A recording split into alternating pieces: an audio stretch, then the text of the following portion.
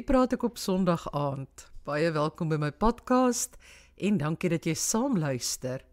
Ook 'n groot welkom aan enige nuwe luisteraars. En as jy nou al jare lank, want dit is so lank hierdie podcast nou al aangaan, hierna luister en jy hou daarvan, vertel asseblief vir ander mense. Hoe meer siele, hoe meer vreugde, sê hulle. Nou ja, vandag kuier ek die spreekwoordelike hond uit 'n bos uit met Anshin Conradie. Anshin kan 'n mens seker 'n smaakmaker of 'n influencer noem, maar sy is eintlik veel meer as dit.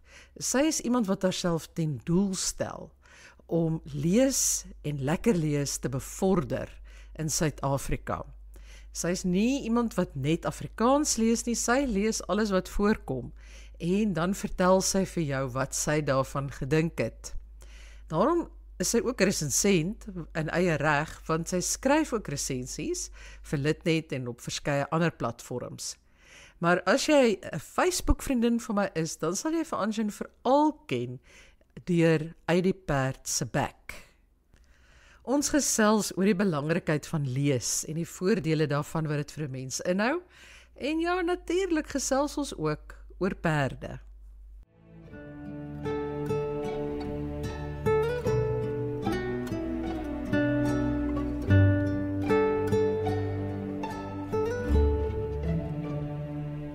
Die allereerste ding wat ek vir jou wil vra is, jy het onlangs met pensioen gegaan, verstaan ek dit reg? In April. En soos die Nederlanders sê, beval dit? Is dit vir jou lekker? Ja. Ek dink, hoekom ek so maklik kan ja sê, is baie keer as iemand met pensioen gaan, dink ek is die eerste 2 weke of soos is paradys. En dan begin jy wonder in die eerste plek, wat gaan jy met die res van jou lewe doen? En dan begin jy, dink ek, twyfel aan jou waarde in die lewe. Nou, ek het 'n groot voordeel gehad daar, dat ons het as gevolg van werksomstandighede het ons 22 Januarie het ons uit die kantoor uitgestap en tuis gewerk. So toe ek aftree 30 April was ek al reeds in 'n ander roetine. Ek het hom al letterlik net my werk het weggeval, maar ek het al klaar 'n ander roetine geskep. Dis die een ding en die ander ding is natuurlik grootliks oor Uit die Perd se Bek, maar ook omdat ek perdry lesse gee, is my lewe baie vol. So daar was regtig nie 'n kwessie dat ek nou moet dink, wat gaan ek nou doen met my dae, of laat my identiteit in my werk was nie. Dit was miskien toe ek baie jonger was, maar dit was nie toe ek afgetree het. So vir my is dit net 'n kwessie van my tweede deel van my lewe, wat eintlik al die afgelope 2-3 jaar begin het, is nou my hele lewe. Ek dink dit maak dit vir my baie makliker, want as ek nou praat met mense wat net voor my afgetree het en wat nou wil aftree, almal het hierdie benoudheid van waar gaan my identiteit nou lê? Hoe gaan ek my dae deurbring as ek nou klaar my tuin op datum gekry het en my huis skoon gemaak het? So vir my was dit nie so nie. En daarom is dit 'n ja, sonder enige twyfel. Wat se werk het jy gedoen? Ja, ek was 'n staatsaanklaer. Ek het vir die nasionale vervolgingsgesag gewerk, my hele lewe lank. Geswat, gaan werk, deeltyds verder geswat, tweede graad gekry, toegelaat as advokaat en heeltyd in dieselfde werk gebly. Ek het van kantore geskuif natuurlik en my pligte staat het sodan en wan verander, maar ek het maar altyd in die regsberoep gewees. Altyd 'n staatsamptenaar. So dit was 34 jaar. Ja. Nou, as staatsaanklaer kan ek dink dat 'n ou redelike druk lewe het. Wel interessant, kan ek my nou voorstel in my gedagtes. Maar waar het jy dan nou al die tyd gekry vir lees en waar kom jou liefde vir lees vandaan? Ek dink my liefde vir lees kom van my ma af. Dit is miskien hoekom ek so verskriklik sagte plek het vir kinderboeke en vir jeugverhale, want ek lees hulle soos wat hulle uitkom. Ek sê altyd vir mense, as jy wil ek 'n kinderboek of 'n leesboek of 'n jongvolwasse boek lees, dan kan jy maar net stuur, hoef eers te vra nie. Ander boeke wil ek daarom net eers seker maak, dis nou regtig iets wat ek iets het om by te dra tot die genre. My ma het ons grootgemaak met Polly. Jy weet daai ou tydskrifgie met die blou konyntjie. En ek onthou ek was baie klein, toe kon ek nog nie lees nie, dan sit ek op haar skoot, dan het sy my hand so oor myne gesit en dan leer sy my om te blaai. Dat jy nou nie 'n boek skeer nie, want klein handjies is mos nou maar nie die beste koördinasie nie, en jy is mos geneig om 'n vuis te vat in plaas met jou vingers. So sy het al daai goed vir my geleer, sy het geleer om 'n boekmerk te gebruik. En toe op 'n stadium net voor ek skool toe is, het ek begin agterdogtig word of sy regtig alles lees. So terwyl ek leer lees, want ek het gedink sy laat stukke uit. Ek weet nie waar ek daar kom nie. Ek het net hierdie idee gehad, sy vertel vir my die hele storie en so ek wou leer lees. En toe ek uiteindelik kon leer lees, het sy dit nog meer aangemoedig vir my en my suster. Sy het verjaardag geskenke, Kersgeskenke was altyd boeke. En ons was bly daaroor. Dit is nie asof ons gestraf is daardeur nie. So ek het groot geword daarmee. My ma het gelees, my pa het gelees, my ouma het gelees, my oupa het gelees, my suster het gelees. En my oupa het 'n hele kelder vol ou boeke gehad en hy het dit vir my gegee toe ek seker so sterk 1 was. En toe trek ek natuurlik los met volwasse boeke en toe staan geen keer nie. Toe sit nou Swart Luiperd en Rooi Jan en die gemaskerde Sobbie en ag ek dink dit nou sommer uit. Maar jy weet al hierdie ou tipe klassieke goeters. So ek het groot geword met dit. Ek kan nie 'n lewe sonder boeke onthou nie. Waar ek tyd gekry daarvoor is ek dink dis net is iets wat ek doen as ek 'n leë oomblik het. Soos nou dat ek hier met jou praat, hierso lê 'n boek wat ek besig is om te lees terwyl ek gewag het vir die Zoom meeting om te begin. Daar lê nog 2 boeke in my bakkie lê boeke, voor my bed lê boeke. So elke leë oomblik lees ek. En ek dink dis waar ek die tyd gekry het terwyl ek gewerk het. Daar was 'n boek in my kantoor want waar ander mense 'n smoke break vat, het ek 'n leesbreek gevat. Dit Fantasties. is maar net ek dink 'n baie ekonomiese tydsbestuur. As jy wil, dan maak jy tyd. Mhm. Jy praat nou vir my, dis my mooi oor hoe jy as kind soort van die liefde vir lees geleer is. Want ek dink baie ma's deesdae dink dit is handiger om dalk iets elektronies in 'n kind se hand te stop as 'n kind 'n bietjie ongelukkig is of so. Ehm het jy enige idees oor wat moderne ma's kan doen om daai liefde by hulle kinders te kweek? Die ma's hou nie van my idee nie, maar ek dink dis die enigste ding wat werk en dis die ma moet self lees. Want 'n kind doen wat hy sy ouers en sy omgewing sien doen. Dit help nie jy sê vir jou kind lees die boek maar jy self sit met jou foon nie. Gaan nie werk nie. So daar's baie ander dinge wat daaruit voortspruit. Maar ek dink die eerste ding is jy moet lei deur jou voorbeeld. Anders jy's besig met 'n verlore stryd. Dit gaan nie werk nie. Dis so 'n ou grappie soos van die dominee wat gesê het, moenie maak soos ek maak nie, maak soos ek sê. Dit werk nie. Nee, nee, daai ding werk glad nie. Want stem jy met my saam dat daar is voldoende materiaal in Afrikaans om te lees? Vir kinders, Ja, wel vir vir kinders kinders en spesifiek. vir ma's. Ja. Ja, vir ma's definitief ook. As ek het nou gister byvoorbeeld gesit en terugdink daar ek moes 'n stukkie skryf oor 'n Ena Marie heruitgawe. Toe het ek nou gesit en dink aan hoe die biblioteek gelyk het waar ek destyds Ena Marie boeke uitgeneem het. En die kinderafdeling, ek sê nou kinder, daarmee bedoel ek kinder en jeug, beide Afrikaans en Engels, het so min boeke gehad dat ek het nou meer in my huis in daai afdelings as wat hulle destyds gehad het. Die verskeidenheid vir kinders en jeug het fenomenaal gegroei as ek kyk na wat daar was toe ek 'n kind was. Want die goed wat daar was toe ek 'n kind was is nog steeds daar. Daar het bygekom. So dit het soveel meer geword. En iets wat jy omtrent nooit gekry het toe ek 'n kind was nie, is goeie nie-fiksie vir kinders. Dit eintlik net nie bestaan nie. Jy moes maar die meer eenvoudige volwasse nie-fiksie lees as jy nie-fiksie wou gelees het. Dit is nie meer so nie. Daar is nou selfs buite die skoolbanke ook digbundels vir kinders, wat daar nie in ons tyd was nie. Dit was maar net die skooldigbundels wat Ja. vir skole ingerig was. En as ek vat vir ma's ook spesifiek, daar's nie fiksie wat my oë laat raak. Ek is bang ek gaan nie lank genoeg leef om oor alles te lees nie. So ek bedoel vir iemand wat jonk is, wat nog 'n hele leesleeftyd voor hulle het, jy hoef nie van fiksie te hou nie. Daar's oor genoeg nie fiksie wat jy ook kan lees. Jy hoef ook nie net te lees oor hoe om kinders groot te maak as jy 'n ma is nie.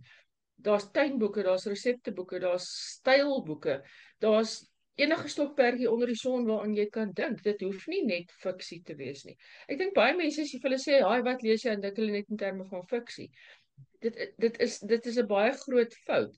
En ja, daar is e-boeke, ek stem heeltemal saam, maar kyk nou na jou nie fiksieboeke wat foto's en diagramme en goed in het. Dis dan net soveel lekkerder om papier Ja. te kan kyk. Ja. As ek 'n nie fiksieboek lees en hy kaarte en goed en dan soek ek hom op papier.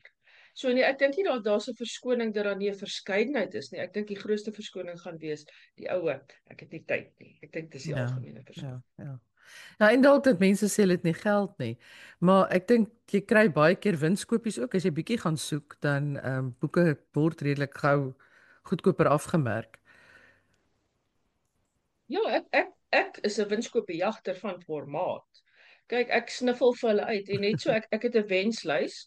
Waarop ek al my boeke sit wat ek graag wil hê, maar hulle is nou te duur. So kom ons wag 'n jaar of wat en dan kyk ons waar ons hulle dalk R2 kan opspoor of waar hulle afgemerk is in 'n winkel. Ek bedoel, hier plaaslik nou in Suid-Afrika, Graffiti het 'n verskriklike winskooplys wat kort opgedateer word, splinternuwe boeke wat afgemerk word. Daar's R2 boekwinkels, daar's R2 boekgroepe op die internet. Ek dink as jy net nie haastig is nie, dan sal jy op die ou end 'n boek wel goedkoper kry. En as jy na nie-fiksie kyk, wat ek gewoonlik doen as ek sien die boek is te duur, dan spring maar op Google en soek soortgelyke boeke oor dieselfde onderwerp. Jy gaan dalk een kry wat 'n bietjie goedkoper is. Is dalk bietjie ouer, is dalk bietjie dunner, maar jy sal hom kry. Dis 'n bietjie meer moeite, maar ek stem saam dat baie veral nie-fiksieboeke is baie duur. Maar as jy die soektog opsit dan of 'n bietjie wag, dan sal jy hom kan bekostig. En as jy so daaroor dink, as jy nou winkel toe gaan en gekoop kruideniersware en jy koop R400 se kruideniersware, het jy ook maar nie veel daarvoor nie. So ek dink boeke is duur, Nee. maar dis nie buite verhouding duur. Alles is duur. Ja, ja, dit is baie baie waar. Weet jy, ek het Goodreads en jy ook, want ek gaan kuier partykeer daar by jou Goodreads. Um en daar bære ek al die boeke. Dis vir my interessant dat jy sê jy nie te haastig is nie. Want ek dink baie mense lees soort van die laaste 5 boeke wat uitgekom het en dan raak jy in 'n soort van 'n angs vasgevang van o nee, ek gaan nou hierdie mylpaal mis. Terwyl as jy die boek daar op Goodreads bære, 2 of 3 jaar later gaan kyk jy weer wat op jou lys is en dan ontdek jy weer dinge en dan is dit altyd goedkoper of jy dit nou op 'n Kindle koop of waar ook al dan is die prys tog wel goedkoper, né? Ja, en natuurlik die ander ding is as jy nou glad nie omgee om nou regtig 'n ou klassieke werke te lees nie. Jy kan hulle basies verniet kry want Ja. die kopiereg het verval. So ek dink regtig waar ek verstaan die ag ek weet nou nie wat se lekker Afrikaans woord hierdie hype om altyd op datum te bly met nuwe boeke. En ek probeer dit in 'n groot mate doen omdat dit natuurlik hulle is wat nou op die rakke is en mense wil mense se aandag daarop vestig. Maar ek dink is 'n groot fout om die ouer boeke te vergeet. Daar is nog steeds juwele, net soos daar boeke wat ek 2 of 3 jaar gelede dalk gemis het, of dit was dalk nie die regte tyd in my lewe nie. Hulle staan wel op my rak, maar dit was nie vir my die regte tyd om dit te lees nie. En dis vir my wonderlik om dit te doen. My man het vanoggend hier 'n boek gesoek van Tagore en ons het hom toe opgespoor op die internet. Hy is in 1910 uitgegee en ek gaan hom lees met groot vreugde. Ek dink mens moet tog daai balans hê. Moenie net die nuwe goed lees nie. Baie keer is die nuwe goed net vir jou die sneller om jou weer op 'n ouer ding se spoor te sit. En dit is ook vir my baie lekker. Dan haal ek weer daai ou en dan geniet ek hom. Ja. Maar kom ons praat nou oor jou betrokkeheid by boeke, want uit die perd se bek. Ons gaan nou praat oor die perd. Ons praat nou maar net eers oor die bek. Uh, hoe het jy op die idee gekom? Wat het jou so ver gekry om dit te begin? Twee goed. Die eerste was my ma, my pa is oorlede toe ek 20 was. En soos ek gesê het net nou, hulle het albei my ma en my pa het my albei baie gelees. En toe het ek my ma se leespartner geword. Ek en sy was mekaar se klankborde. Sy sê altyd vir my gesê, "Het jy al 'n nuwe boek van hierdie skrywer?" Want ek hou so baie van die skrywer en dan sê ek vir sy nee, ek het nie, maar ek het nou hierdie een en hy's nou amper so dan lees sy hom nou weer en dan. So het ons nou eintlik maar ek dink dit was die voorganger van 'n hedendaagse boekgesprek. Het ons nou maar oor boeke gehad. En as sy nou vir my gesê het sy het van 'n boek gehou nie, dan was ek regtig nuuskierig. Hoekom nie? Wat het nie gewerk nie? En sy het dieselfde met my gedoen. En toe sy oorlede is in 2017, het ek dit verskriklik gemis. Toe het vriende van my vir my gesê maar daar's groepe op Facebook waar mense boeke lees. Ek het dit eers geweet nie. Ek was op Facebook vir honde en perde. Ek het nie geweet daar's boeke nie. So toe gaan dan nou 'n hele ander wêreld vir my oop. En ek het so probeer kort sê, weet wat ek van 'n boek gedink het, as ek daarvan gehou het, hoekom, as ek nie daarvan gehou het nie, hoekom nie? En Marion Erskine van die Lekker Lees Boekerak sê toe vir my, maar ek moet 'n hashtag bysit en meer daaroor skryf. So ons sal net gesels oor hoekom dit nou uit die perd se bek is, maar dit is hoe dit begin het. En Isak de Vries was toe by Lapa en Isak stuur toe vir my boodskap en vra kan hy vir my 'n paar boeke stuur van my keuse. En as ek daarvan hou of ek net iets op die groep of op my Facebook profiel sal skryf oor die nuwe boeke, dat mense net bewus word daarvan. En ek het dit gedoen en toe vind ek dat ek geniet dit nogal, maar dit is vir my die gaping gevoel van waar ek altyd die gesprek met my ma sou gehad het. En dit is eintlik hoe uit die perd se bek en die hashtag begin het en die lesersindrukke. Dis eintlik maar dink ek nog steeds 'n gesprek met my ma, wat ek nou net op 'n ander manier het. Dis baie mooi. Ek het ook baie soete herinneringe met my ma want ons het ook altyd so die boekgesprekke gehad. En ek moet vir jou sê ek mis dit nog steeds want sy ek Ja. seker jou ma was dieselfde. Omdat hulle so baie gelees het en vir soveel jare gelees het hulle 'n baie goeie oordeel gehad altyd oor goed. Ek en my ma se smaak was presies dieselfde. En as sy vir my sê nee, wat hierdie boeke jy maar los, weet jy dat jy sê nou jy het nog gaan loer hoekom. Ek het nie eers dit gedoen nie. Ek het net aanvaar. Dis nie vir my nie. Maar ja, dit is 'n fantastiese band wat 'n mens met jou ma het op so 'n manier, né? Dis baie baie besonder. Ja. Ek wil vir jou vra, hoe gereeld kry jy boeke en hoe kry jy dit reg om al die boeke te lees? Hoe gereeld? Weekliks. Jo. Baie keer meer as een keer 'n week. Die bronne verskil. Daar sal baie keer 'n skrywer wees wat my direk nader en sê, kan ek hierdie boek vir jou stuur of kan ek vir jou die boek laat stuur deur my uitgewer? En sal jy vir my iets skryf vir Facebook, vir Goodreads, vir Instagram? Ek doen Instagram ook, maar ek is bietjie versigtig vir Instagram omdat jy met die woordbeperking sit. So ek is altyd bang om myself te commit. En sê ja, ek sal Instagram doen en dan vind ek dat ek regtig 'n onreg aan die boek doen om hom soveel te sny. So ek is bietjie versigtig om altyd ja te sê vir Instagram as ek nog hierdie boek gelees het. As ek die boek gelees het, is ek veel makliker kan ja of nee sê ek kan hom so sny of ek kan hom nie sny nie. Die meeste van my boeke kom van die uitgewers af. Die meeste van die uitgewers het nou dieselfde stelsel. Hulle stuur vir jou 'n lys van wat hulle gaan publiseer en dan kan jy die boeke kies wat jy dink wat vir jou sal werk. Van die uitgewers is regtig vir my soos Vader Kersfees. As ek daai boek tik, dan weet ek gaan hom kry. En dan is ek verskriklik opgewonde. Ek hardloop hier op en af in die tuin en wag vir die koerier. Van die ander is bietjie van 'n surprise package, want dit hang natuurlik af hoeveel mense vra dieselfde boek, want daar is net soveel resensie eksemplare. En dan baie keer kry ek ook verrassings. Jy weet, goed wat ek nie eens geweet het gaan kom nie en dit is vir my heerlik. So die meeste kom van die uitgewers af. So ek sê baie kom van skrywers af. En dan die vraag wat daaruit voortspruit wat mense altyd vir my vra is, word jy voorgesê wat om te skryf? Nee, hoegenaamd nie. Sodra ek iets daaroor geskryf het, stuur ek die skakels terug vir of die uitgewer of die skrywer, dit hang af wie vir my die boek gestuur het. En ek het al baie keer negatiewe goed daaroor gesê. Ek het baie keer daar's 'n spesifieke skrywer wat ek eintlik nou al sleg voel want ek het die afgelope 4 boeke eintlik net negatiewe goed oor die boeke gesê. Ek kry geen negatiewe terugvoer daaroor. Ek is eerlik. Ek weet mense sê baie keer ja, maar jy kry die boek vir niks, so jy moet iets nice sê. Ek weet nie hoe dit by ander mense gaan nie, dit gaan nie so met my nie. En ek het nog nooit gevind dat 'n skrywer of 'n uitgewer nie meer vir my boeke stuur omdat 'n kritiek gelewer het. So ek wil daai gerug sommer onmiddellik platslaan. Daar bestaan nie so iets nie. Net so is ek nog nooit gevra, ag adverteer tog vir my hierdie boek nie. Nee, want dit is nie wat ek doen nie. Ek sal 'n bewusmaking doen van die boek om vir iemand te sê die boek is daar. En dan die ander ding wat ek ook doen is as ek betrokke was by die manuskrip op enige stadium voor die publikasie, sal ek nie 'n lesersindruk skryf nie. Ek het onlangs mense weet dit in elk geval want my naam is agter by die bedankings. Die 3 weduwees van Irma Venter was ek betrokke by die manuskrip. Baie klein rolletjie. Ek bedoel al die eer kom haar toe, nie vir my nie. Maar dit was net genoeg dat ek gevoel het ek is nie objektief nie. So gaan nie lesersindruk skryf nie. So wat ek gedoen het is ek net so kort stukkie geskryf en sê die boek is uit, dis waaroor dit gaan. Ek het dit baie geniet wat alles waar is. Maar ek kan nie 'n eerlike evaluering van die manuskrip doen nie want ek was betrokke daarbey en jy kan tog nie jouself evalueer nie. So wanneer ek dit doen dan is daar 'n baie goeie vermoede dat ek iewers by die boek betrokke was en daarom skryf ek nie 'n lesersindruk nie. So ek sê dit beteken ek gaan die boek ignoreer nie, maar ek sal hom anders hanteer. Of ek sal 'n vraag en antwoord ding doen met die skrywer of so iets anders, maar dit sal nie te lesersindruk wees. En dan om aan te sluit by jou volgende vraag is die uitgewers verplig my nie om elke boek te lees wat hulle vir my stuur. Ek weet dis die ideale ding. Dit is wat hulle sou wou hê, dis wat ek ook graag sou wou doen. En dan moet hulle jou salaris betaal, tog? As hulle kyk hulle jou salaris betaal. Ja, kyk, dis die ander vraag nie, is word ek betaal daarvoor nie? Ek word nie betaal daarvoor nie. Ek word betaal as ek 'n resensie sou skryf vir Litnet, as hulle vir my een gevra het. En ek word betaal as ek 'n netwerk 24 resensies sou skryf wat ook aangevra is. Ek bied nie resensies aan nie.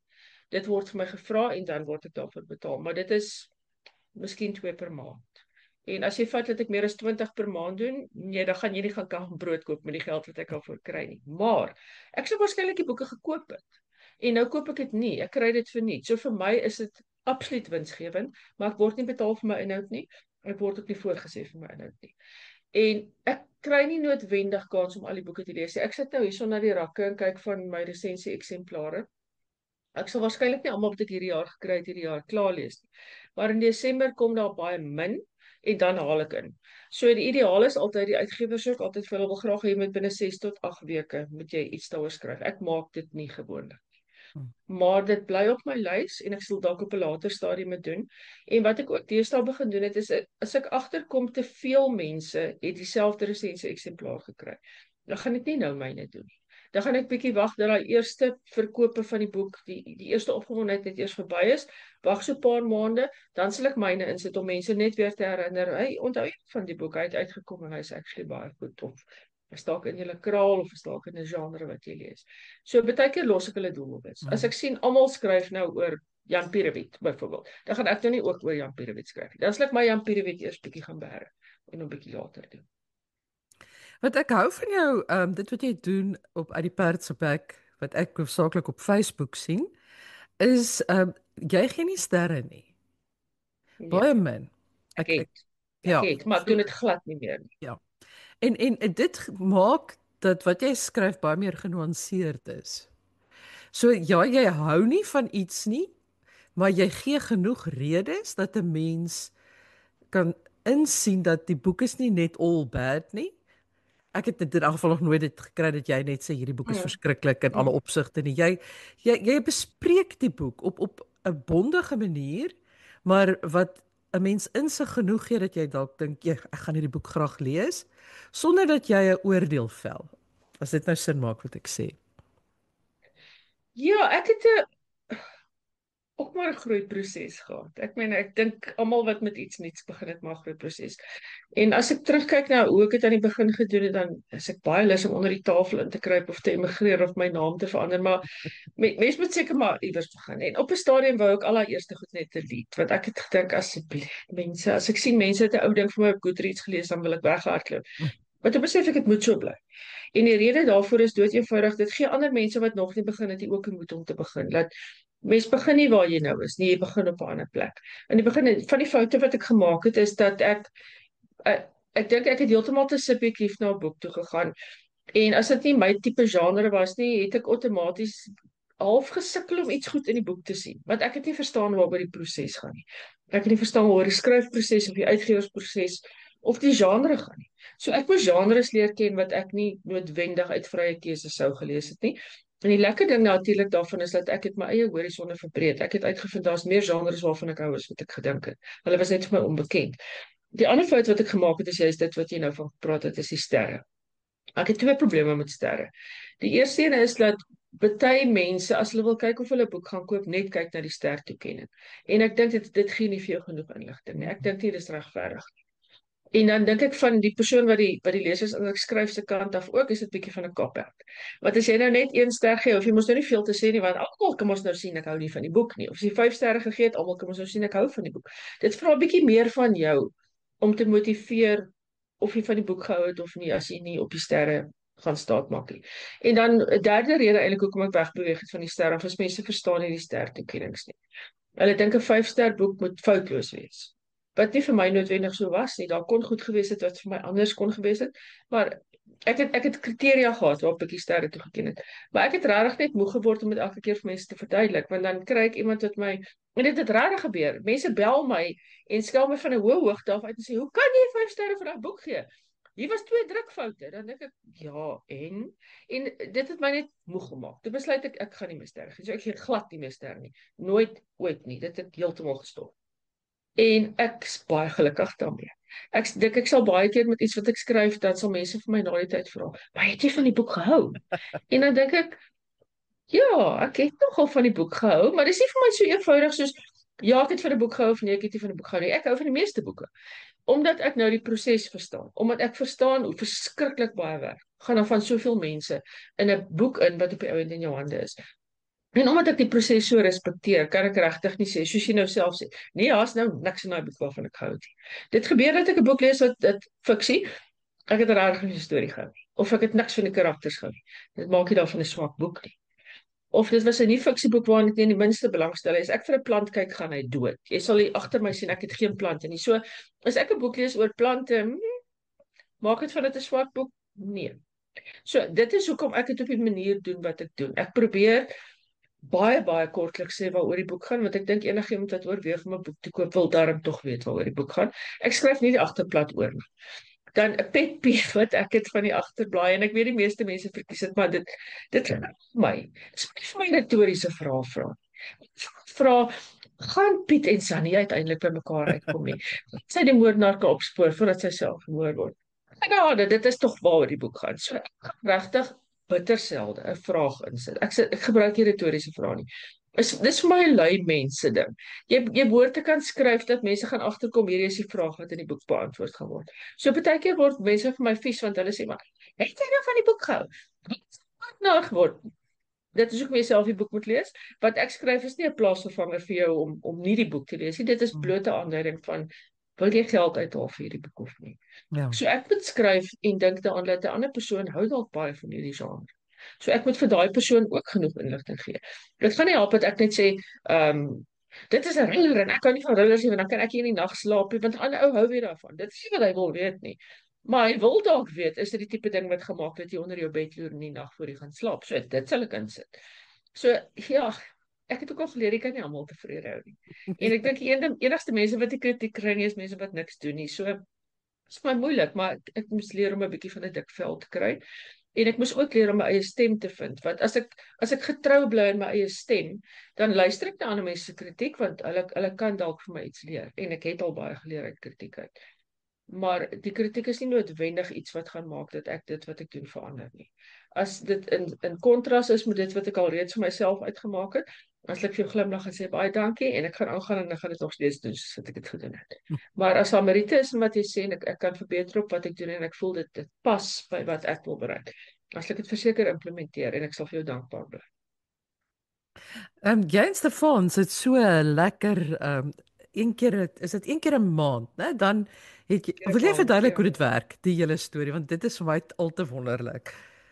Ek kan nou nie die eer vat daarvoor nie. Daai is nou Stefans. Kyk, ek verkies om in my grot te bly. En as ek my sin kon kry, dan sal ek net so nou en dan iets skryf op Facebook, maar video's gaan ek nie doen nie.